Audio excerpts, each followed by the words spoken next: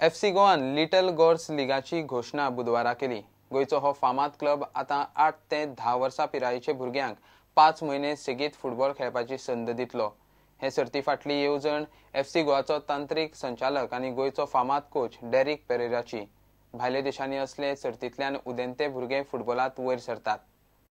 FC गोवाचे फॉर्सा Goa foundation आता 8 ते 10 वर्सां गटाच्या भुरग्यां खातीर लिटल गॉर्स लीग करपाक तयार जाला।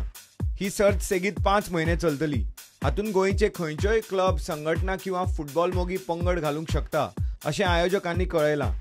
हे लिगांत ऑल इंडिया फुटबॉल महासंघाचे रुलां प्रमाण खेळ जातलो। ही सर्त नोव्हेंबरांत सुरू जातली।